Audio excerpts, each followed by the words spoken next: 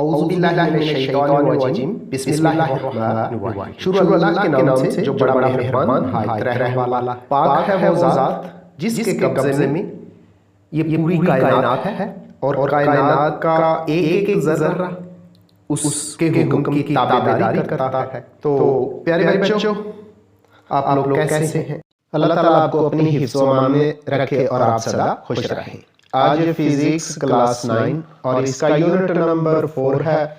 इसके short questions मुफ्त से सवालात किए जाएंगे और फिर दोनों यानी उर्दू और इंग्लिश मीडियम दोनों के अंदर किए जाएंगे। तो स्टूडेंट्स चाहे वो उर्दू मीडियम वाले हैं या इंग्लिश मीडियम वाले हैं, दोनों इस वीडियो लेक्चर से आखिर तक जुड़े रहें ताकि दोनों तरह के मीडियम यानी उर्दू और इंग्लिश मीडियम के जो शॉर्ट क्वेश्चंस हैं आपके अच्छी तरह क्लियर हो सके और आपकी अच्छी तरह तैयारी हो सके। तो स्टूडेंट्स, लेक्चर की तरफ जाने से पहले डियर स्टूडेंट्स, प्लीज आपसे रिक्वेस्ट है कि मेरे चैनल को सब्सक्राइब कर दें, बेल आइकन भी क्लिक कर दें ताकि अहम वीडियोस और लेक्चर्स का नोटिफिकेशन आपको बार वक्त मिलता रहे। इसके अलावा मेरी वीडियोस को शेयर और लाइक भी किया करें। तो देखें फिर short questions unit number 4 forces का घुमाने का असर, इसकी मशक वाले सवाल हम करने जा रहे हैं।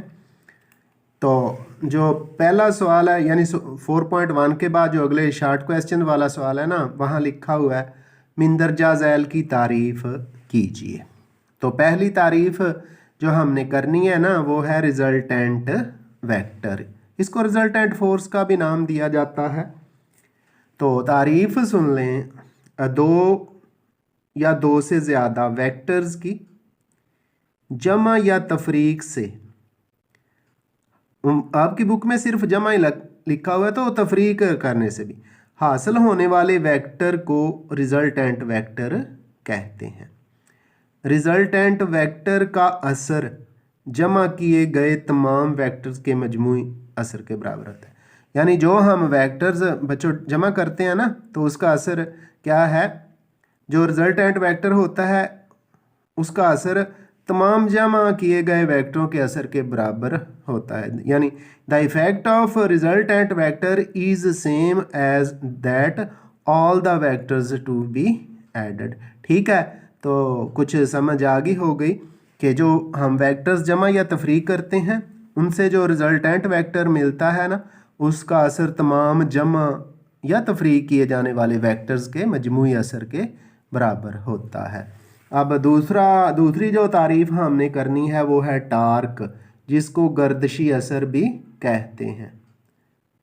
अच्छा जी, फिर दूसरी तारीफ सुन लें, टार्क गर्दिशी असर या इसको मोमेंट ऑफ फोर्स भी कहते हैं। तारीफ कुछ यूँ है, इंग्लिश सुन लें पहले। The turning effect of a force on a body is called torque.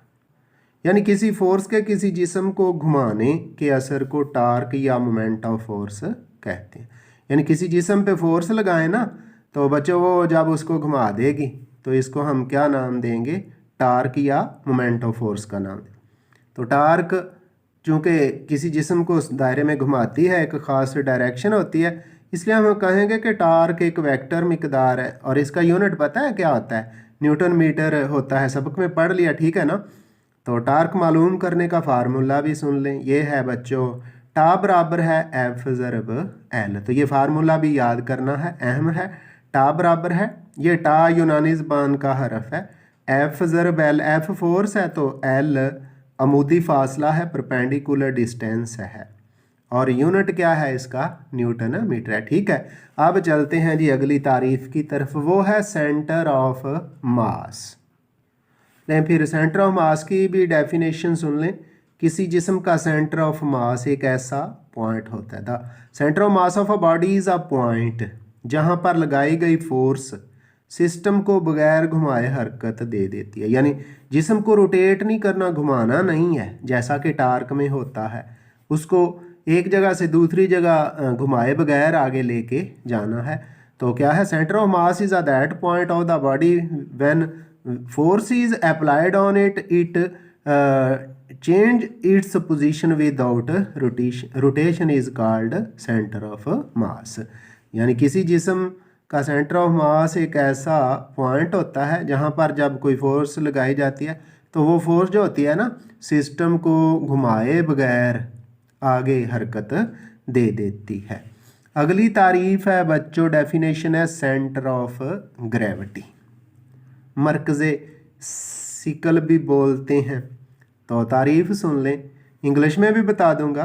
किसी जिस्म का सेंटर ऑफ ग्रेविटी उसके अंदर या बाहर वो पॉइंट होता है, यानी वो नुक्ता होता है जहाँ उसका सारे का सारा जो वेट है, वज़न है, अमूदन नीचे की जानब अमल करता हुआ महसूस होता है।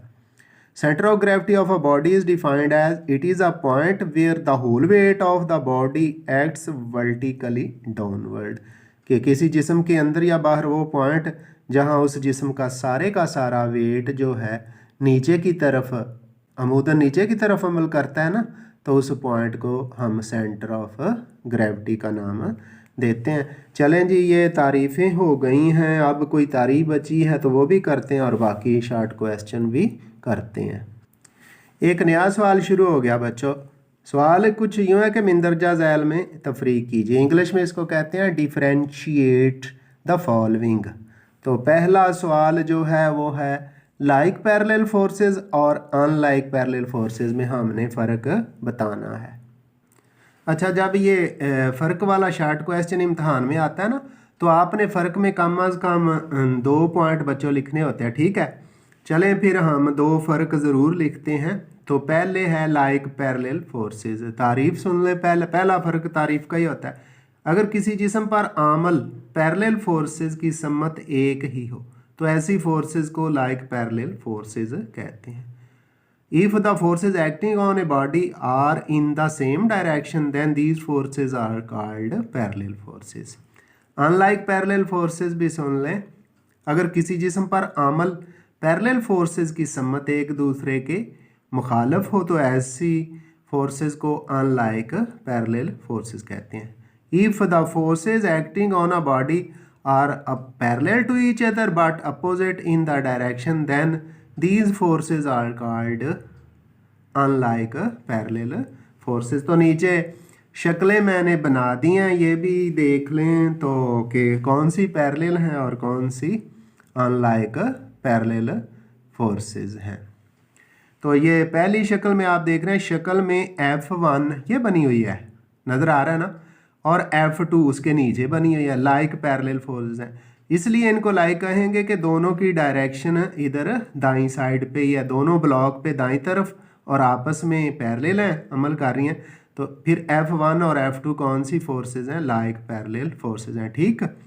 अब दूसरी तरफ भी शक्ल में देख लें, शक्ल में F3 और F4 अनलाइक पैरेलल फोर्सेस हैं। F3 जो है इस ब्लॉक पर दाईं तरफ है, यानी एक्स एक्सिस के राइट डायरेक्शन में है, और जो F4 है वो लेफ़्ट डायरेक्शन में है। तो दोनों पैरेलल, लेकिन चूँकि इनकी डायरेक्शन एक दूसरे के उल्ट है इसलिए ये अनलाइक पैरेलल फोर्सेस हैं। अगला फ़र्क है जी differentiate between torque and couple.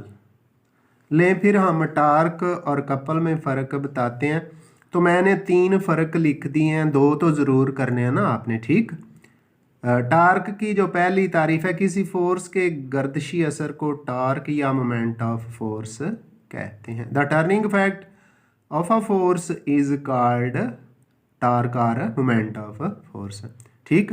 तो दूसरी तरफ है कपल की डेफिनेशन, 2 ऐसी अनलाइक पैरेलल फोर्सेस जो मसावी हों लेकिन उनका लाइन ऑफ एक्शन मुख्तलिफ हो, ये उधर MCQs में भी थी, मिलके क्या बनाती हैं? कपल पैदा करती हैं। दूसरा पॉइंट, टार्क में सिर्फ एक ही फोर्स की ज़रूरत होती है, सही कहा। टार्क में सिर्फ कितनी फोर्स है? एक ही फोर्स की ज़रूरत होती है, ठीक। हाँ, कपल के लिए कम अज़ कम 2 फोर्सेस की ज़रूरत होती है। तीसरा जो पॉइंट है वो है जी टार्क का जो फार्मूला है ना वो लिखते हैं, ठीक। तो टार्क का फार्मूला बराबर होता है फोर्स ज़रब अमूदी फासला, tau is equal to force multiplied by perpendicular distance. दूसरी तरफ कपल का फार्मूला, कपल बराबर है फोर्स, यानी 2 फोर्सेस हैं, दोनों में से एक फोर्स है, और ज़रब किससे देनी है, दोनों फोर्सेस के दरमियान अमूदी फासला जो होता है। तो इस तरह हमने टार्क और कपल में 3 फ़र्क बता दिए हैं। ठीक है, तो बच्चों कम अज़ कम आपने इन तीनों में से 2 ज़रूर याद करने हैं। अच्छा जी, एक और फ़र्क दिया हुआ है, कैंपज़िर इक्विलिब्रियम स्टेबल इक्विलिब्रियम कहते हैं, और दूसरा है न्यूट्रल इक्विलिब्रियम। तो देख लें जी, मैंने आपके लिए 3 फ़र्क लिख छोड़े हैं। काफ़ी मेहनत करनी पड़ी है ये फ़र्क निकालने के लिए। पहला पॉइंट है कैंपज़िर इक्विलिब्रियम के लिए स्टेबल, अगर किसी जिस्म को थोड़ा सा हिलाकर छोड़ दिया जाए और वो अपनी हालत में वापस आ जाए, कैंपज़िर इक्विलिब्रियम कहलाता है। When a body is tilted and it comes back to its initial position, it is called stable या स्टैटिक इक्विलिब्रियम। इसके सामने है न्यूट्रल इक्विलिब्रियम, अगर जिस्म अपनी पहली पोजीशन में ही जाकर ठहर जाए तो वो न्यूट्रल इक्विलिब्रियम की हालत में होता है। When a body is tilted and its centre of gravity remains at the same position, it is called neutral equilibrium. दूसरा फ़र्क सुन लें जी, हिलाने पर सेंटर ऑफ ग्रेविटी पहले से बुलंद हो जाता है, यानी पहले सेंटर ऑफ ग्रेविटी की हाइट थोड़ी होती है, फिर ज़्यादा हो जाती है। ठीक है, दूसरी तरफ हिलाने पर यानी जिस्म को हरकत देने पर सेंटर ऑफ ग्रेविटी की बुलंदी में कोई तब्दीली, जितना सेंटर ऑफ ग्रेविटी ज़मीन से या जहाँ वो जिस्म हरकत कर रहा था वहाँ से जितना बुलंद पहले था, बाद में भी उतना ही बुलंद रहता है। अब दोनों तरह का जो इक्विलिब्रियम है, कैंपज़िर यानी स्टैटिक इक्विलिब्रियम, और इनके ना मिसालें भी सुन लें। तो पहले किसकी हैं मिसालें, पहले हैं जी स्टैटिक इक्विलिब्रियम यानी कैंपज़िर इक्विलिब्रियम की मिसालें। वो कुछ यूँ है कि मेज़ पर पड़ी हुई किताब और ज़मीन पर पड़ी हुई ईंट दोनों कैंपज़िर इक्विलिब्रियम की मिसालें हैं। ठीक बच्चा। दूसरी तरफ न्यूट्रल इक्विलिब्रियम के लिए फुटबॉल, गेंद, अंडा, ये अंडे का है नहीं डाला गया, अंड बन गया, तो ये है अंडा। तो अंडा है, और कीफ, कीफ का पता है आपको क्या होती है, वो जिससे तेल डाला जाता है, फनल बोलते हैं इसको, जो ज़मीन पर पड़े हुए हों, न्यूट्रल इक्विलिब्रियम की मिसालें लें जी। ये तो मुख्तलिफ टर्म्स के दरमियान फ़र्क भी ख़त्म हुआ। अब कुछ शार्ट क्वेश्चन है, हम उनकी तरफ चलते हैं। अच्छा, अगला सवाल है, head to tail rule vectors का रिजल्टेंट मालूम करने में किस तरह मदद करता है। जवाब सुन लें इसका, इस तरह के सवाल इम्तहान में भी आते हैं। हेड टू टेल रूल किसी भी तादाद में दिए गए वेक्टर्स को जमा करने में मुआवन साबित होता है, यानी it helps in adding the vectors by head and to tail rule in any number. Resultant vector किसी वेक्टर की मिकदार और सिमत दोनों की वजाहत, यानी जो रिजल्टेंट वेक्टर मिलता है वो किसकी मिकदार, मैग्नीट्यूड और समत डायरेक्शन दोनों को एक्सप्लेन कर देता है। ले अगला सवाल है, कोई जिस्म कब इक्विलिब्रियम में होता है। इसको अच्छी तरह सुन लीजिएगा, ये भी सवाल अहम है।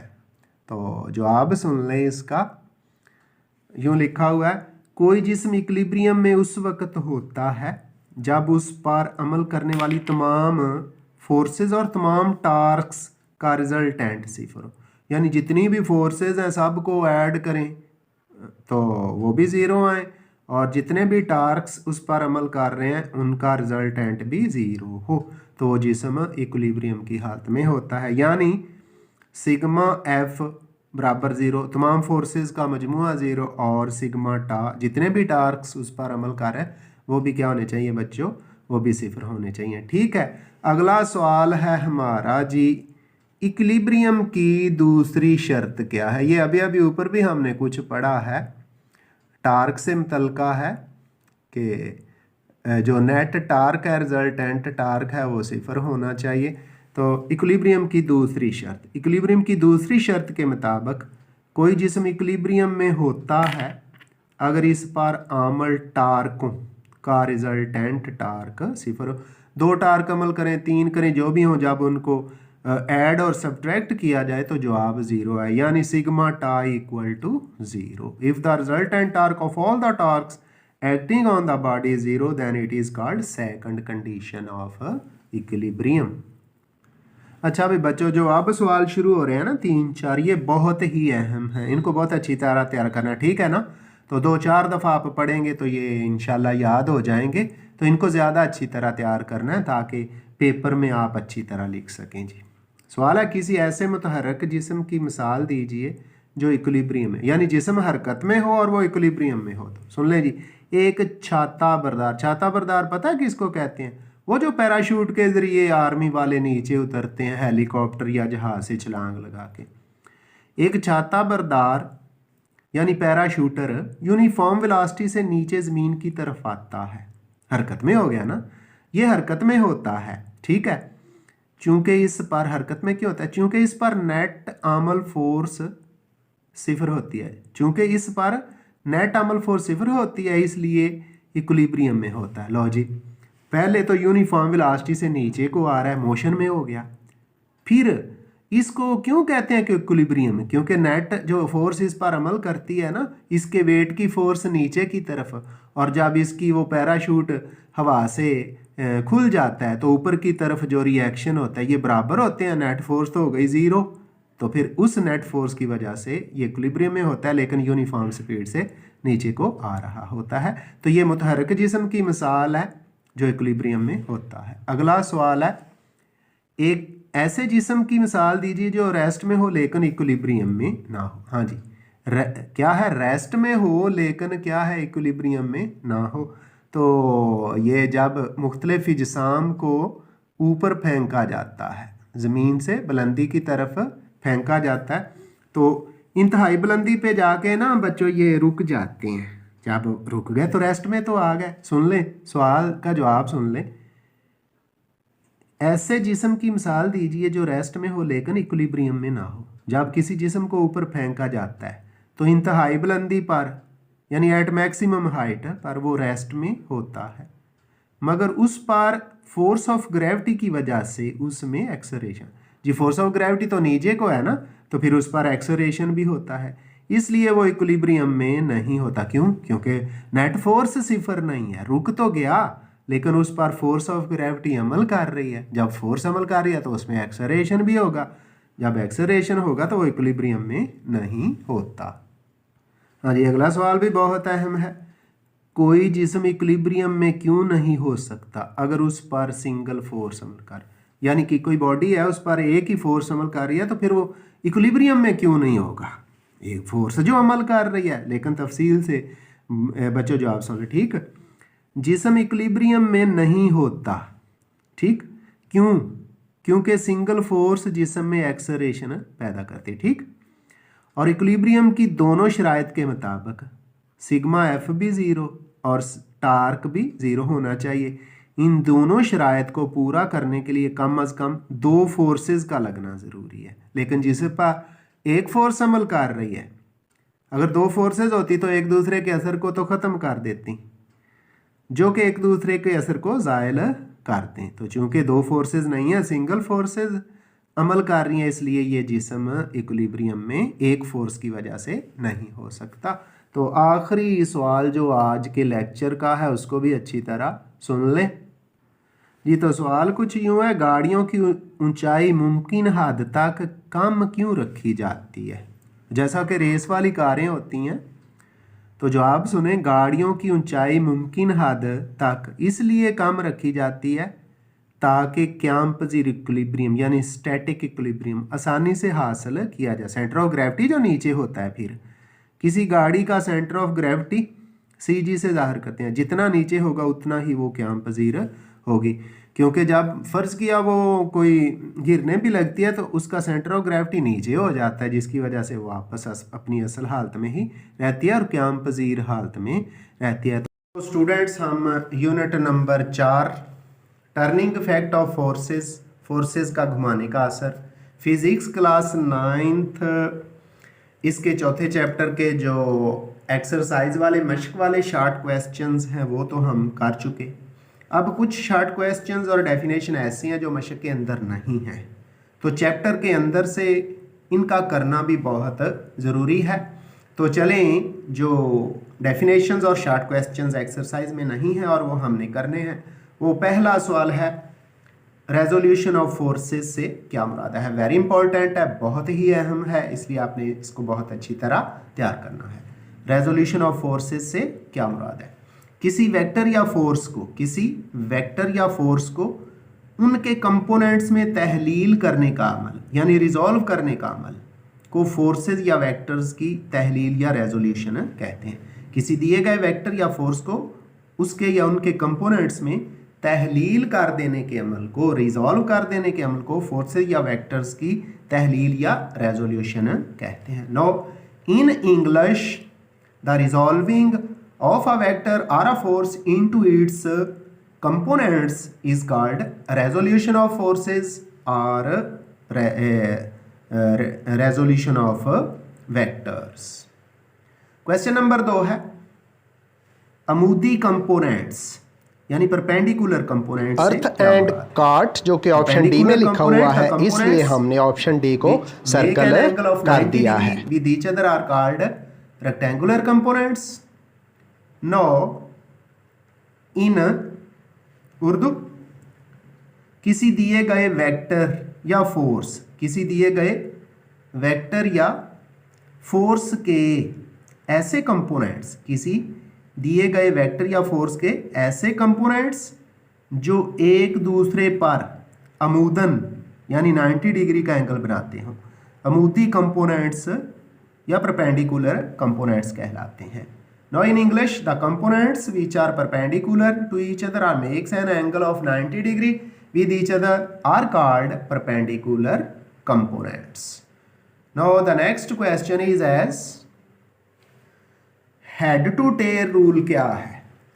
Head to tail rule क्या है? तो जवाब सुन लें इसका, एक एग्जाम्पल भी मैंने दे रखी है।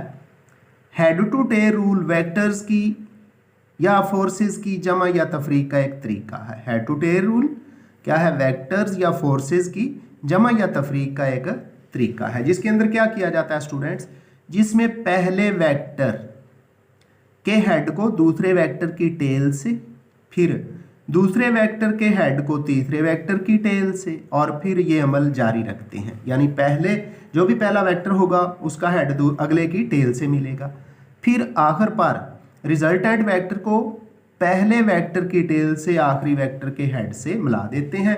इस तरीकाकार को, इस मेथड को हेड टू टेल रूल कहते हैं। तो नीचे देख लें, ए बी पहला वेक्टर है, उसका हेड दूसरे वेक्टर बी सी से मिला दिया, और दूसरे वेक्टर बी सी का हेड तीसरे वेक्टर सी डी की टेल से मिला दिया। आखिर पे रिजल्टेंट कैसे लेते हैं, पहले वेक्टर की टेल से आखिरी वेक्टर के हेड की तरफ लाइन खींच के और आखिरी जो हेड है उस पर तीर का निशान लगा देते हैं। इस तरीकाकार को हेड टू टेल रूल कहते हैं। In English head to tail is the method of addition और सब्ट्रैक्शन ऑफ वेक्टर्स और forces. In this method the head of first vector is joined with the tail of second vector and head of second vector is joined with the tail of third vector, and resultant is obtained by joining the tail with the tail of first vector and head with the head of last vector।